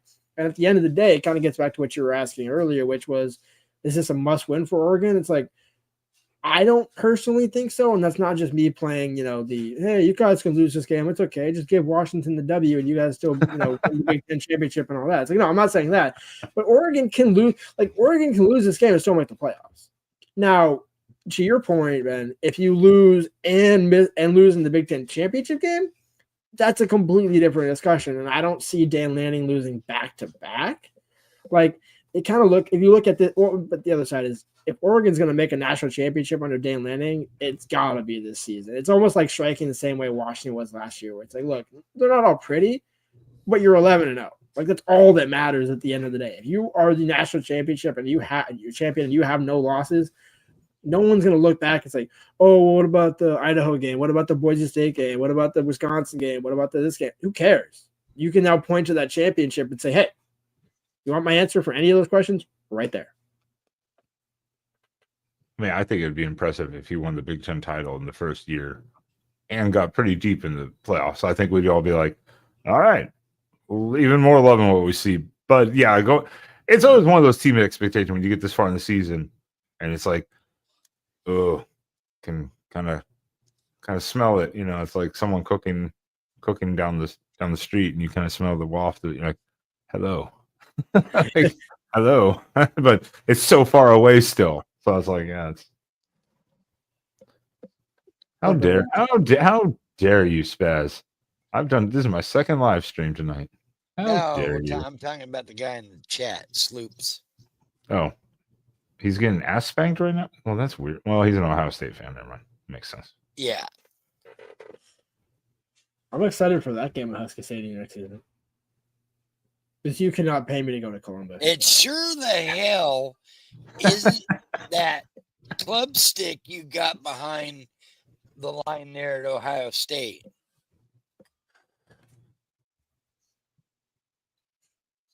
There's a line on a club at Ohio State. I can't even think of his name right now. My brain is not there. He's talking about who's the best quarterback in college football, huh? It sure's not the guy at Ohio State. Oh, Will Howard, yeah. Yeah. He does have the highest completion percentage, though. Right now. Oh, did he surpass Gabriel? Yeah, he has the high. At least as of today, what I heard, he had the highest completion percentage and third or fourth highest QBR, which is pretty good. That's pretty impressive. I mean, obviously, my favorite is Kyle McCord leading the nation in passing yards per game. This guy a few seconds ago was just saying Ohio State lost the ball because our fans rushed the field. I'm like, what fucking planet are you on? Your quarterback slid too late. Kyle McCord is a good one, especially after he threw, what was it, 5 interceptions against Pitt? He bounced back. He bounced back hard. That'll destroy a quarterback. And like 2 or 3 of those were pick sixes. That's destructive for a quarterback. Has to be. I mean, absolutely has to be. It's like a running back. You fumble once, you're like, okay. You fumble a second time in the same game. It's like, oh, you're afraid to touch the ball. Right, you're just holding it like this, where you're running like cross arm, just getting 2 yards of carry so you don't fumble it. Checks out. All right. I have lost. Earlier, I was looking around, and I had somehow my pen went missing. I'm pretty sure one of my cats knocked it somewhere and hid it from me. So what I'm going to do is I'll just put this in a text to Spaz for this. Spaz, you and I are, I'm up 1 game this season on you in our favorite segment. You're only that way because you cheated and only gave me 1 point. You screwed me out of the MSU pick because I didn't even get to. I was out of country and you didn't allow me to get a pick. So you just screwed me out of that one. So I don't want to hear about it. Well, it makes up for it. So shut up. Who went first last week? Oh, you did. So I would have to go first this week. Shit. Let's give our guests that first pick. That's true. I can do if he wants to give a score prediction because they have other stuff they have to do. So I don't want them to be like, well, I can't say it now. I would understand that. Well, to be fair, we did our Lockdown Huskies game preview today. I think it'll go up Friday, but I don't think Roman actually cares if I were to say, because I'll just repeat the same score. So I have Oregon 27, Washington 24. I don't know what the over-under is for the game, but I think it was at 50. 50, okay. Like 50, 51. I've got it right here. It's at 51 and a half. 51. Okay, yeah. So I'm comfortable with 27-24 because, I think, again, I'm not going to pick an Oregon win because I haven't picked Washington to win on the road since the Iowa game because I went into the season saying they would lose to Michigan and then beat Iowa. And so I got that one backwards. And ever since that week, I refused to pick Washington on the road. But I think Washington will be there. Now, again, am I guaranteeing it? Would I be like, oh, it's guaranteed going to happen? It's just no. But I think if DeMond starts, which he should, if the offensive line is able to have a pulse, which I think they probably can with DeMond in the game, and then you just pray that Steve Belichick has a Steve Belichick performance on defense and can outduel Dan Lanning for at least a half. Because if this game is a game at halftime, that's good. Because I don't think Oregon will blow you out in the second half because of the way Washington's defense is, and then you have an electric bundle of energy in DeMond to, give you a chance in the second half. I think that's fair. I mean, again, the point spread is quite large. It is a rivalry game again. Washington has to be. They want to play spoiler, obviously.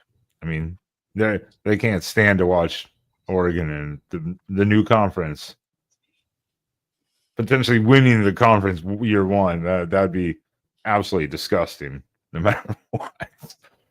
For them, not for us. That'd be amazing. Frankly, you're like almost on point with me.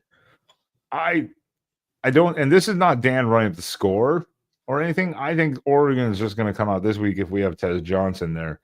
Just kind of do maybe what they've done most of the year to teams. Try to go up big the first half, and then just kind of coast, hopefully. Because I actually said earlier on the other show, did I say 34-14 or 37-14 or 37-17? Now I don't remember. I'm gonna go 37-17.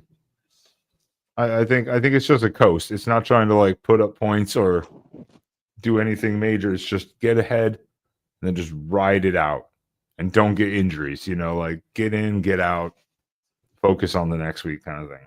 That's a personal. That's not a Washington's terrible. That's not a thing like that. It's just I just don't. I think Dan wants to also make a point though and be like, we can take down Washington. I also think he does want to make a little bit of a point. Well, I was going to go 2016 here, but I'm going to split a hair or two. So I'm not going to go. You were never allowed to mention 2016 and that score. But I was going to go 2016 on our side. Well, I know, but you're never allowed to mention 2016 that year. And that was one of the few Oregon games I actually turned off. In the fourth quarter. I was like, I can't.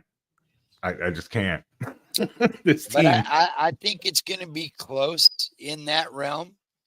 I think there's a lot of revenge factor for a lot of these players based on what I've seen after practice interviews this week and kind of just the way Dan has kind of skirted that a few different times with James Crepea.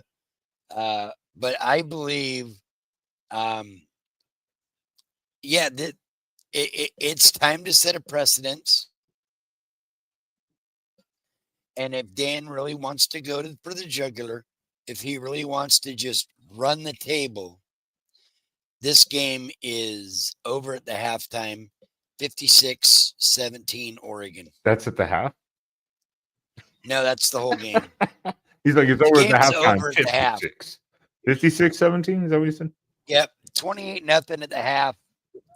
We put up a few more points in the third quarter for once, and then give up a couple of touchdowns late in the game. Yeah, just finishes that post-game interview and just keeps walking through the tunnel out into the parking lot, into the team bus, and he's like, "Guys, nope, pack it up, we're going, just heading back to Seattle. We're not Oregon. Dan, congratulations, shake hands. I'm not going to waste our time with the second half." No, I mean, I can see on some level it happening, or maybe like a 40-17 or 40-20 game, getting a little bit out of hand, but I just don't.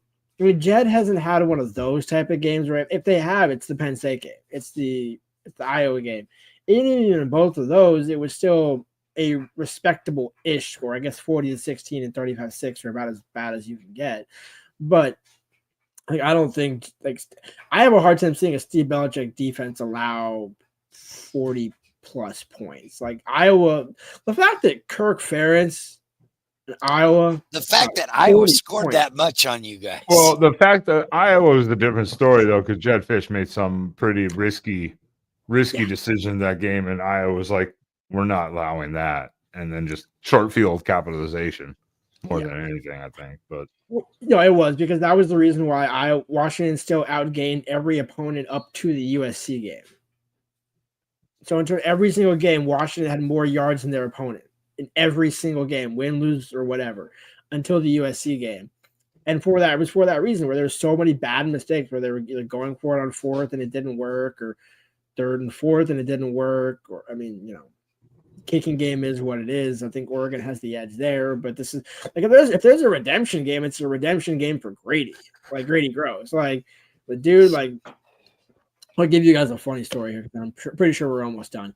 So against Penn State, when I went to Beaver Stadium, I always watch it at halftime to see like his, how are the kickers looking? What's the range like? What's the wind at altitude and all those sorts of things. I kid you not. That 42 or 45 yarder that Grady had on that first drive that lasted 10 minutes against Penn State from the far hash in pregame warmup, from that exact spot, banged it off the right upright. And I look at Mike Varel, who's a now Seattle Times columnist, used to be on the UW beat. Looked over at him and I'm like, in pregame warmup, Grady banged it off the right upright from that exact spot. And 3 seconds later, I look back over at Mike and he's like, and I was like, yeah, that's why I watch Grady at halftime, because like before the game, is because it's like you'll get a sense right away if it's going to be a good Grady game or not. And so for me, like Atticus seems like he's been the better of the two this season, and my 3-point spread, kind of has that, being the case where on Locked On, I said I could see Washington trying to go for a 2-for-1 and you get to 3 with Grady at the end, don't get the onside kick, Oregon wins. Or Atticus gets the revenge of last season, even though he was at Oregon State. Instead of missing the field goal like last season, Camden Lewis, you make the field goal this year. And same thing with 22, because same situation with Peyton Henry. Don't get spaz going on Camden Lewis, please. I mean, who would have thought that a great game like Oregon Washington would come down to a battle of kickers, though? Like, let's be real about it. Like, that's why Jay Lanningham he went into the transfer portal and was like, no, I need the best kicker that I can find. And Atticus, I mean, pretty good. Like, let's be real. Yeah, he's had a couple misses, but overall, really, as fans, you only remember the misses. Yeah. You don't remember the rest because you look at his stats. He's been pretty solid. I mean, obviously the Wisconsin game, he was clutch. So same with the Ohio State game when you needed it. How many Wisconsin fans were claiming UW as their acronym / any of that when you got during the Oregon week? Is that a thing they do or no? I didn't really pay attention. Because since Washington plays the Camp Randall next year, I've been kind of asking some people, like, I know some guys that cover Ohio State and things like that. So it's like, hey, what do some other teams do? Like when Washington plays them, what should Washington expect? And Wisconsin's always been, oh, hey, we're going to battle for the UW school, the UW. And it's like, I've never heard of anybody calling Wisconsin UW or UW. It's like, it's just Wisconsin. It's just on Wisconsin or Badgers. It's and every now and then I keep seeing it pop up. We're like, oh, we're the real UW. It's like, I don't think anybody has ever said that. I don't think anybody has ever said that about anything in Wisconsin. Not that I'm aware of, anyways. I mean, obviously, the jokes of University of Spoiled Children is actually the junior to the real USC, University of South Carolina. You hear that back and forth and stuff like that. You get that, but I don't think I've ever heard of Wisconsin call themselves UW or UW. Really, it's Wisconsin. Like Dave's here says they are UW, so I don't know. Every now and then it will pop up and someone says, "Oh, they're the." That's what they call it. Yeah, I have family that grew up in Wisconsin, so yeah, it's I don't know. I mean, maybe next year when they go to Camp Randall, that can be the battle for the UW or battle for the dub or whatever. That'd be funny if like if the Washington fans were going at it on live TV, like we are. No, we are. I mean, here's the thing. As much as I love UW fans in terms of because in the market you can't bag on the fans too much, but like you could totally see UW fans doing that though. At least some UW fans. I'm not saying all of them. I'm not saying all of them. To be clear, if this gets back to UW fans, I'm not bagging on all of you guys. But there's a handful of you guys out there that know for a fact that there's some UW fans that are just absolutely bent sideways. It's not even funny. Oh, there's some dick Oregon fans too. I mean, especially the drunk ones.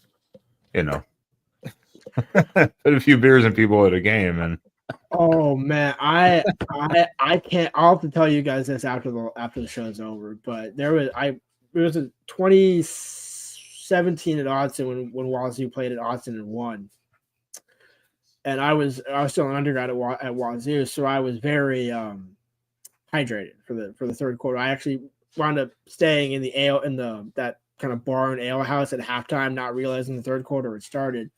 But as I walked out, this guy was, let's just say, made a reference to some, indigenous people in the area, and I'm just like, man, every fan base has got them. And that's kind of one of those, like, as you get older, it's like, no, like your fan base, anybody's fan base, Wazoo, same thing. It's like there's always one or two apples in the fan base that are just like, could you please never wear our school's gear again? Like, just whatever you say is not representative of the rest of us. But yet you see it's like on Twitter, you see one guy on Twitter going off, oh, of course it's an Oregon fan, of course it's a USC fan, of course it's a Colorado fan nowadays. Like, same sort of thing where it's like you're just going ballistic. It's like he doesn't represent us. It's like, no, but for the sake of the argument, he does.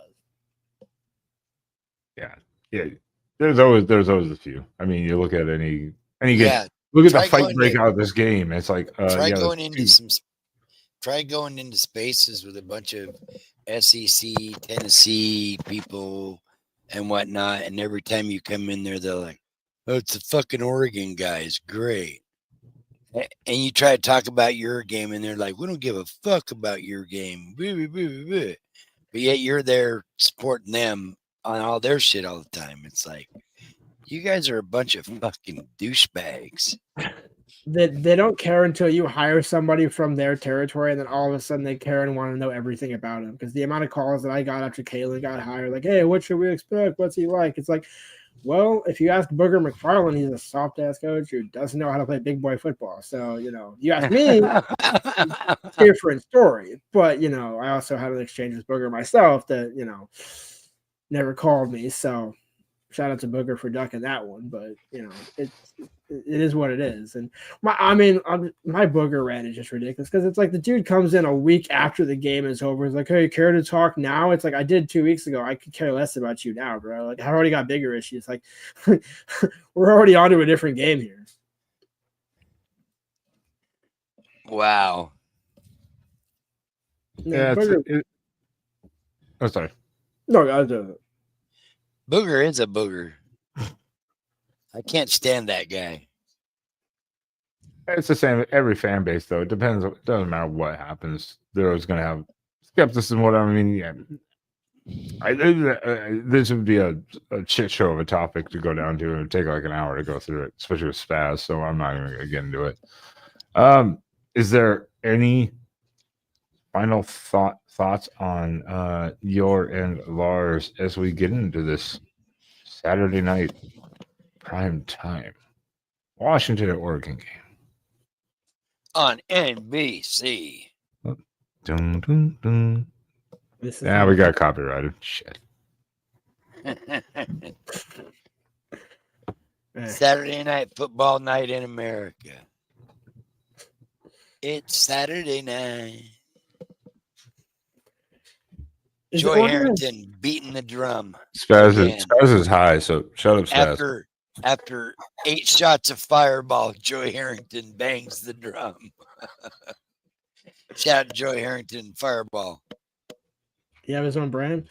In that vein, No. Oh, okay. I actually wouldn't be surprised if Joey did. Because there's so many winery guys up here now and alcohol guys doing their own alcohol up here. I mean, if you're a quarterback in the Pacific Northwest and you don't have an alcohol operation, what are you doing? Even Lofa the Tupu has an alcohol and cannabis operation. I love Lofa. Don't get me wrong. I'm not bagging on Lofa. Well, like the amount of players that are taking advantage of the area, it's like, how are you not? Yeah. Joey has, I believe Joey has a whiskey out. I believe so. I think that's correct. Okay, that makes sense. But Okay. but So he he's just got does one base covered. he does love his Fireball. I mean, didn't we all at one point in our life? I mean, when I was, 21, 22, I did. I had some good times with Wazoo with some Fireball and Bush Light and Pullman water and all those sorts of things. Have you ever drank the bong water? No. I've actually done something worse though. Oh my god. Well, Okay. so No. This is by all means what I'm saying is, oh my god, I'm gonna step away and use the little boys' room for a second. But by all means, again, this is an unfiltered show, so you can talk about whatever the hell you want to. By all means, go for it. well, I was just gonna say I've never drank in the bong water, but as somebody who used to dip, I had a American flag container, like an actual a actual spittoon, like you could like put a filter in and it would go down so you wouldn't spill out or anything like that. I had to get that because once or twice I would pick up a water bottle or pick up a Coke bottle, thinking it was just a Coke bottle, and just you hit the sip right when it hits your lips, you're like, oh, that's not it. So Right. So no, I have not drank in the bong water, but I believe honestly the cup and the bottle is even worse than the bong water could be. I had a buddy one time. We were, I believe it was during the holidays. We were all over at my aunt's, and we had a couple different bowls going, and probably a few blunts, and we're just sitting there, and all of a sudden, my niece goes, "I got $20 for anybody who would drink the bong water," and I'm like, "What the hell?" And my uncle's sitting next to me, and he's like, $20? Okay. And he chugs the bong. And I'm like, oh. And she's like, you really, he goes, $20. And she goes, ha, you really thought I was going to pay you? That's just nasty. Oh, that's so wrong. I mean, and that's why I wouldn't do it. It's like, look, I need cash up front, cash on hand. Like, I need or get the Venmo up, get the Cash App up. Like, I better see you have the money in the cash. Like, I'm not saying that I would do it, but just if we're gonna go down this road and say hey, I'll do it, I'm gonna need to see cash on hand before I do it. And I'd also have to be a little bit younger, or back in the day sort of thing. Like nowadays, my stomach couldn't handle even doing that, just because. No. I have a bad enchilada, it doesn't go well. So let alone having the bong water. But then you ever look back and it's like, man, when I was 18 to 22, I was indestructible. I don't know when that bomb is gonna go off, but man, those were some great days. Yeah. No, Tony, I couldn't do that. Nope. Yeah, I'm not sure what dollar amount you could pay me now to drink the bong water. It would have to be it would start at 4 figures is what it would start. It would start with 4 figures. I'm not saying it would have to get up to 5, but at this point, I'm good without it. I don't need $100 that badly, where it's if I need $100 that badly, I'll just go up to Aurora. Can you see the chat? I cannot, which I think is, I think it'll pop up whenever Ben or one of those guys puts it up. But if they're asking a question, you can feel free to read it. No, this guy says he saw, one of our listeners says he saw a guy eat a cockroach in the Navy for $20. So a cockroach is interesting because you ever watch Fear Factor back in the day with Joe Rogan? Yep. Okay, so I remember that. Yeah, so I grew up on that when they're drinking elephant urine and between that and this is on topic for this question or this reference. When I was a kid, my dad and I would drive around all the time throughout the summer and go on trips and stuff like that. So we drove through Montana. I don't remember how old I was, but I was old enough to where I could read, but I was not in middle school. I was between, call it 7 and 12. And we were driving to Wisconsin, I think, and we're driving to Iowa because my grandparents lived out there. We passed this gigantic sign. I will never forget it for the life of me. Big bold letters on the side of the highway where you see those attorney signs and all that. Montana Testicle Festival. And so I had to ask my dad, like, why are they having a testicle festival? And he's like, well, it's like, you have fried elephant ear, you have fried elephant, it's an actual like a state fair sort of thing. But it just, for a 7 to 12-year-old, I was like, yeah, I will never ever do that. I still wouldn't. You could deep fry it, put it in chocolate, put some sprinkle. I don't care what you do. If you tell me that it's, yeah, Ben, how much of that did you hear? Just out of curiosity, because I might have to add some context. I didn't have my headphones in, so. Oh, okay. Just the reaction to your face was very apropos. No, I'm just kind of walking and going, okay, what are we talking about now? I did this on the Sunday show too. If I walk away, I'm like, oh boy, now what? Well, no, but I mean, it was a perfect facial reaction for what I just got done talking about, which was somebody mentioned in the chat something about have you ever, it kind of in that similar vein where they were like, I think the comment was like you'd eat a cockroach for $20 in the Navy or something like that, or that's the one, yeah. So I told Spaz, I was like, that reminds me of Fear Factor, which reminded me of when I took a trip through Montana when I was a kid, and those attorney signs and the highway signs that you see, exit, this and that for hotel, whatever. Big bold letters, Montana Testicle Festival. Yeah, I mean, I can see that. I can see that in multiple of those states: Montana, Wyoming. Yep. North Dakota, South Dakota too. I can see that in there. Exactly, because when you think about it, it's like, oh yeah, no, they're fried. They're not just, you don't just walk up to an elephant and start doing the business. It's like, no, it's an actual thing. But trying to tell a 7 to 12-year-old kid what that actually means was a lot different back in the day, especially one who's from Seattle. So the state fair wasn't a big thing for me, at least. All right. On that note, back to the closing things here.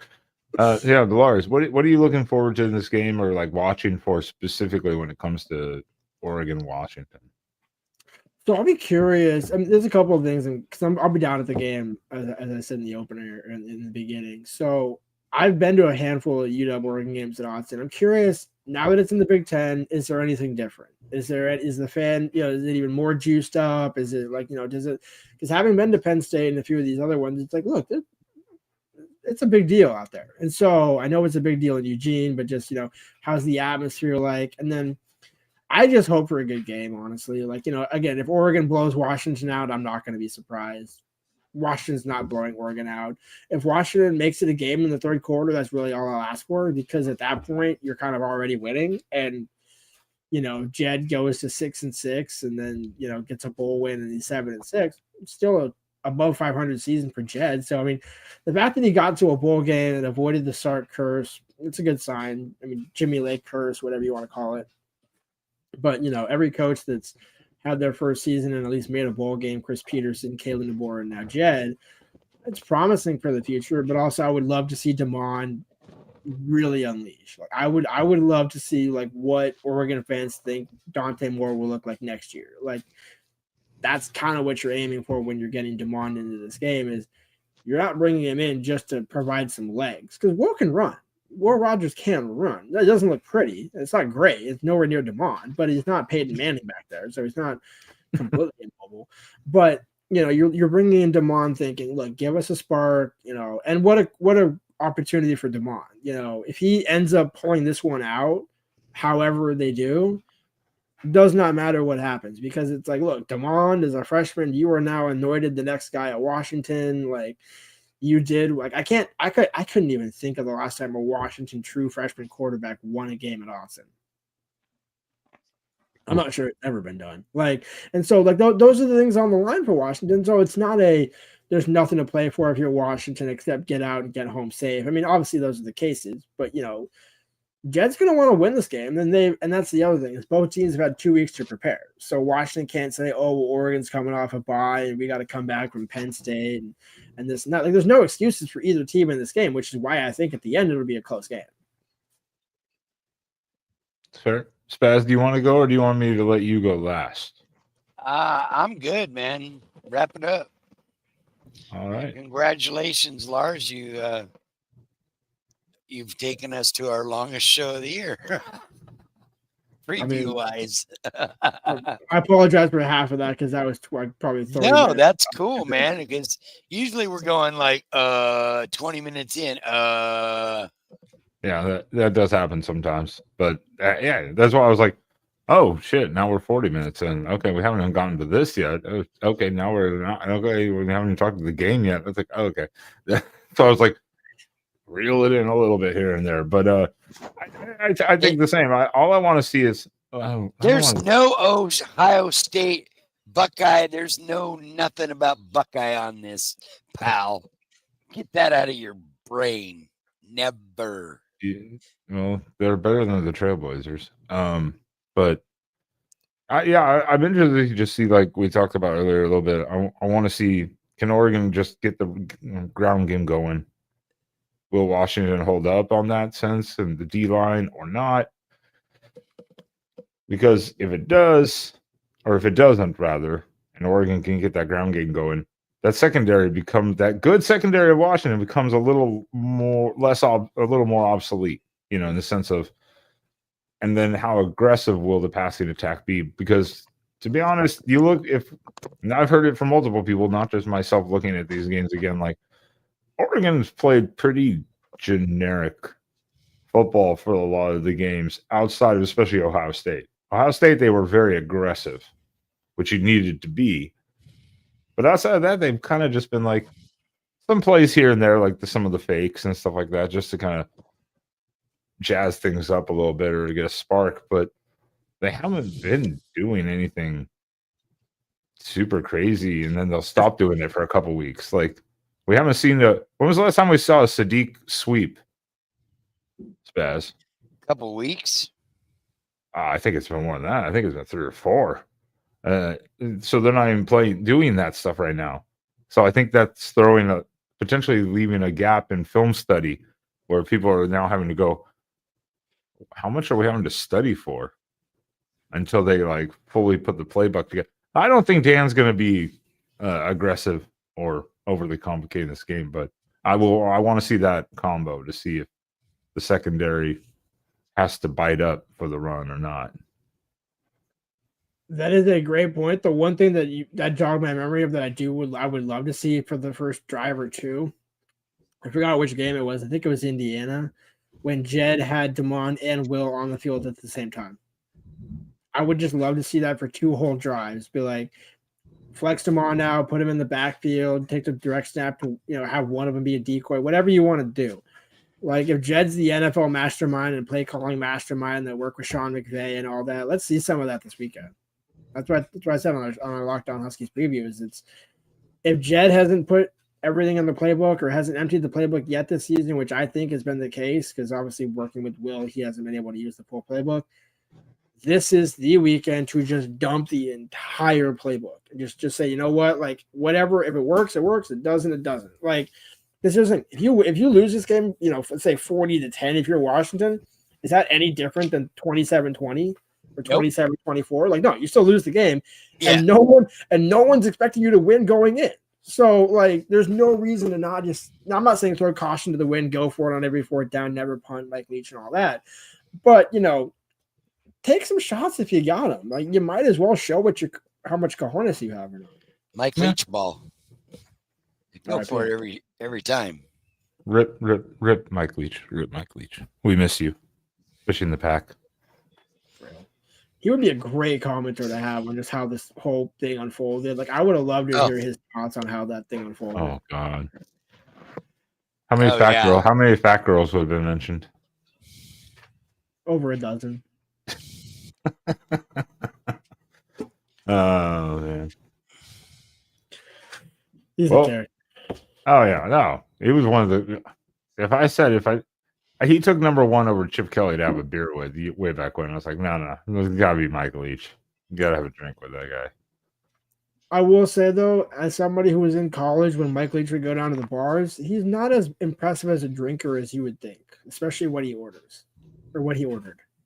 I mean, I could see that, but I mean, I bet he'd be fun to have, like, just to sit down, have a couple beers with, and just like let him just ramble on while you slam even like 10 of them back and just go, holy shit, this guy. Yeah, we had that at Valhalla a couple of times, and we had that at his main bar in Pullman was ST Bravo, where he'd just go have a couple of cocktails, some fruity cocktails, if you will. And yeah, I never saw him drink a beer, which kind of surprised me. But yeah, I mean, same principle applies where he could just talk for hours, and whether he's sipping on one drink, two drinks, or a Budweiser doesn't matter. It's a great conversation.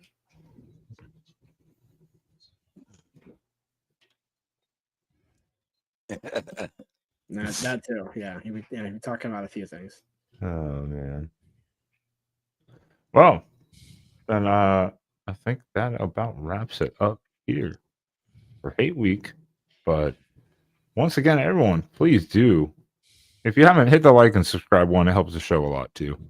I think most people have at this point. But everyone, shout out to Lars here again from Athlon Sports and Locked On, part of the Locked On Huskies, for giving us basically 2 hours tonight. By far surpassing our longest Oregon Ducks live show. If the game goes twice as long as this does, I will complain. If we get like a double overtime, I will not be happy. I was like, you'll complain. Yeah, we used to do post game. Oh yeah, well, that's the other thing too, is because I that's the part of like doing the post game shows day of game, like that's what makes it rough. I did it in a closet basically at Penn State and did it. You know, it started in the press box, and then they gave me a suite to move into at Iowa, and so I'm hoping to find an operation at Oregon where it doesn't piss everybody off. Well, it'll be interesting. Good luck getting Wi-Fi. Yeah, that is the drawback to most of these stadiums. Trust me, I've tried to do 3 post games from Autzen, even outside the stadium, and unless you're a mile up the road, forget it. Yeah. Also, I'm not a fan of how Oregon does the post game away media, because the last time they were there, they have it in the tent right outside the stadium, whereas Dan Lanning gets a nice Oregon chair and all that, which I get, that checks out. But then they cut the power. Now they didn't cut it. I'm not going to say Oregon cut the power, but like literally mid press conference, Caitlin's like, oh, we have no light, power, or audio or anything. And like the video, we're literally doing it like by the bathroom as fans are shouting at the bus, and it's just like this is ridiculous. But we all love the job, so it's okay. Yeah, it's one of those things. I mean, the same thing when I was at Texas. Are you in the media? Are you in the media area for your tickets, or? Yeah, I'm always in the press box. I haven't paid for a college game since 2010 UW at Stanford when they got blown out 41-0 in the rain. It was the last time I'll ever pay for a college ticket for that reason. Like I'm like, you want me to cover a game? I will never. I mean, I don't mind some fans. I went to Penn State's section down there, and there's a few that are nice. Iowa is a hectic place to get into, but Watson's not bad. Yeah, we should talk backstage. Yeah, that's why I'm like, yeah, there you go. I like off the record stuff. It's better than live. Where not that Mark's ever gonna watch any of this shit. I don't have to worry about it. All right, everyone, thank you again for joining. Lars, thank you for joining. Make sure everyone check out me and Spaz back here every Wednesday night at 9:35 p.m. Central, 7:35 Pacific for the weekly show, as well as Spaz. I don't think you can read this, so I'll just do it for you. The Oregon Washington. Well, I misspelled Washington. Never mind. We'll just ignore that banner. Post game at about 7:45 p.m. Pacific, 9:45 p.m. Central this Saturday. Yeah, that's happened a couple times. The other week I had Danny and Lanning because I kept trying to correct the way I wanted to put it, and I didn't notice it for like 10 minutes. So that was good. So on that note, see you Saturday. Yeah, then hey, everyone have fun. Happy Thanksgiving. Oh, hold on. Go Ducks and down Huskies. He can't even do it. He's so old. Jesus. Quack.